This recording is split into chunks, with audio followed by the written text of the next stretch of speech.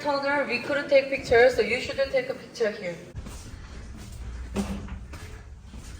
Thus proving that the tunnels were created by North Korea for the purpose of invasion.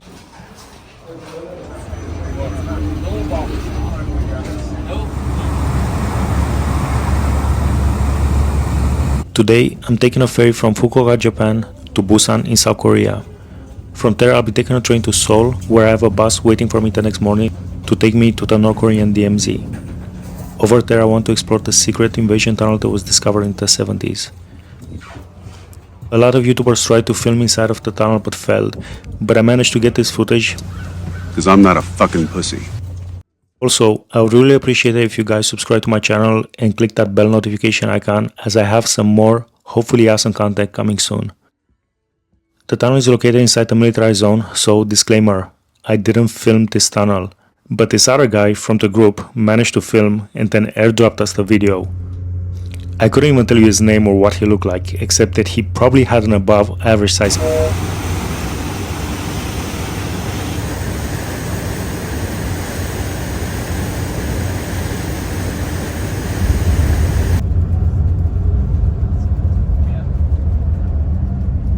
The cruise was just under 4 hours, and I ordered a pizza and watched the boys right before arriving in South Korea.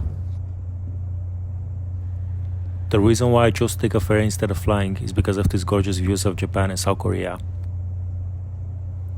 Also, the total cost both ways was just $120 US. I got off the boat at approximately 7 p.m. and I'm on my way towards the train station, which is only a 10-minute walk from the ferry port. I took the first train towards Seoul and I spent one night in a cheap hotel, and I woke up at 4:30 in the morning and got on the bus at 5:30 a.m. heading towards the DMZ.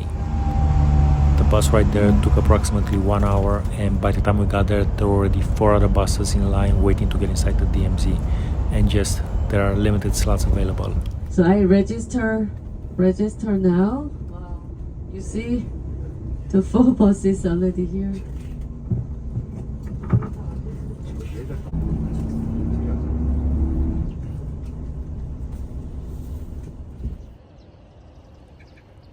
After about a 30-minute wait, we headed towards the locomotive that was recovered from the North Korean side and was full of bullet holes.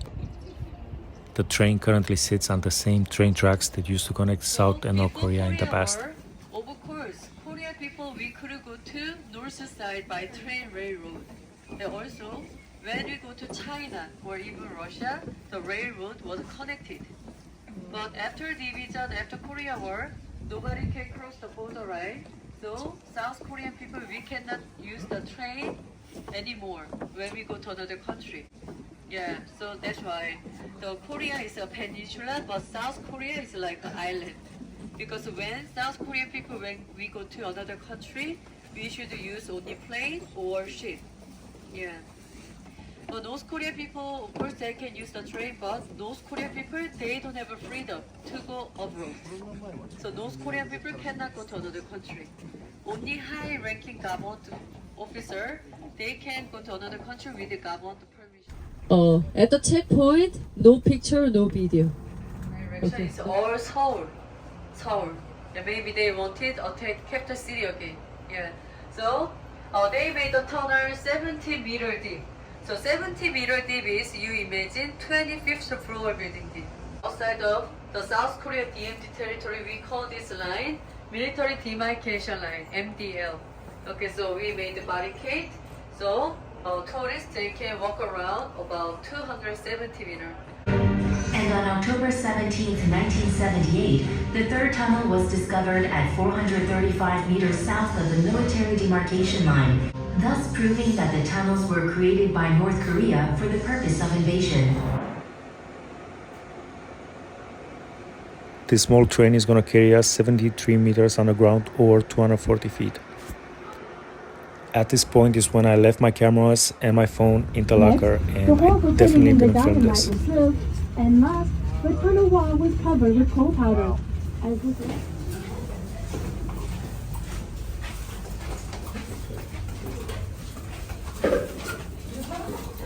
To dig this tunnel, the North Koreans could only use small amounts of dynamite in order to avoid noise, and they could only dig approximately 1 meter per day. Although the tunnel now is open to tourism, it still sits inside a militarized zone and filming is strictly prohibited. There's also security cameras everywhere. I have to say it's a bit of an eerie feeling knowing that you're 73 meters underground in a tunnel leading towards North Korea. Now, the guy that filmed this, that's totally not me, probably noticed all of the security cameras and decided to leave the group for a bit and explore the tunnel alone and get some footage.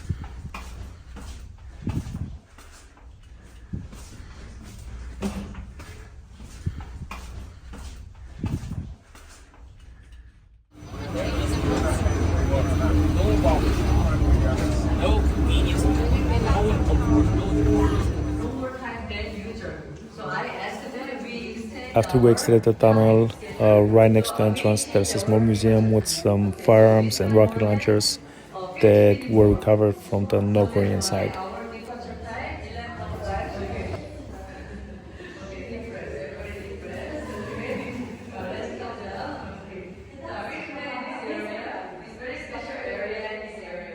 Tunnel already, so you come closer. Actually, in rear tunnel, we couldn't take pictures, so you shouldn't take a picture here. Okay. Okay, so yellow circle and the coal powder and North Korea stuff. And North Korea, when they made this tunnel, they couldn't use any big machine because of noise. So they used just a small dynamite and these small tools. So total length of the tunnel is 1,600 meters. So we guess they could make 1 meter for one job. Panmunjom is on the borderline. So from Dorasan Observatory, you will see where it is because it's very close. So remember, from Dorasan Observatory, Panmunjom is the right side and front side is Kaesong City. And left side, Kaesong Factory zone. So I will explain later. Okay. This way first. The flag, there is a South Korean flag. And look at the 1 o'clock, can you see the dark blue pole? It's a North Korea flag. I told you, under the North Korea flag is a Kijeongdo propaganda village. So some people who want to find North Korean people, normal people look at the left side village. You should check out the farming village of North Korea. Then maybe you can find the North Korean by telescope, okay? And front side, can you see the 11 o'clock many buildings over there? There is a Kaesong factory zone, Kaesong industrial complex zone, and a little far away between mountains, small white buildings is a Kaesong City. Kaesong City, and in front of us, can you see small curvy road with wire fence? This is outside of DMZ. So the forest area here, left side and front side is the demilitarized zone.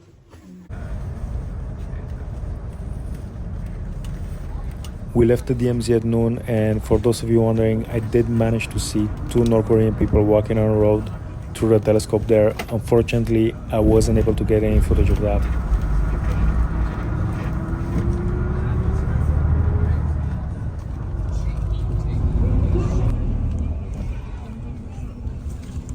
Everybody know Taekwondo is a Korean traditional martial art. So many countries, they learn Taekwondo. Many Korean kids, they learn Taekwondo.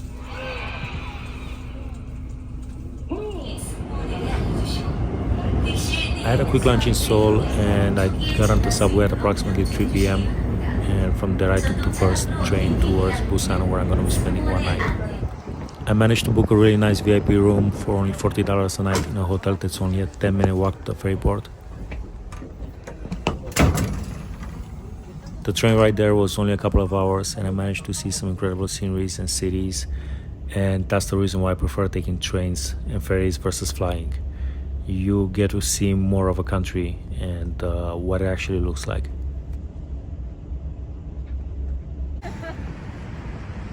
I arrived at my hotel in Busan at approximately 8 p.m. and I left my bag there and went out to get some dinner and explore the city a bit. Personally, I really like Busan better than Seoul, and please don't take it the wrong way if you live in Seoul. Seoul is a really nice city, but Busan is way cheaper and it has mountains, it has water, and you get to stay in VIP rooms for only $40 a night, whereas in Seoul you could barely get a broom closet for $40 a night. I got back to my hotel room at approximately 9 o'clock with dinner and some snacks.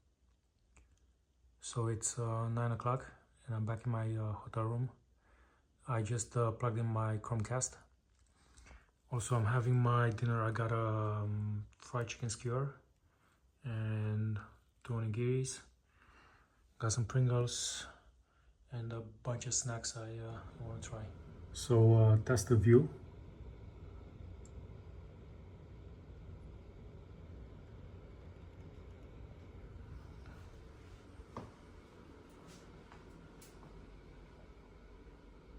And it was a great room, guys, and it was only $40. This is the VIP room. I think it's like 75-inch screen. Huge comfy bed.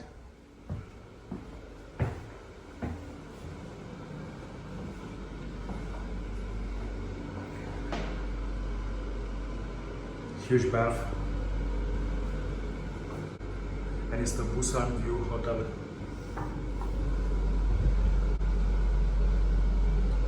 Nice Japanese style bidet toilet. And yeah, gonna head out now. I left my hotel at noon and got some lunch. And while walking to the ferry port, I was thinking that you can actually live there for $1,200 a month in that VIP room with a sea view in Busan.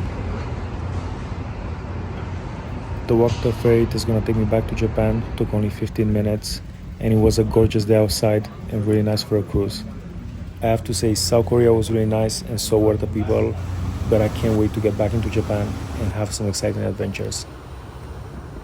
If you guys enjoyed this video, please don't forget to subscribe, leave a like, drop a comment, and I'll see you in the next one.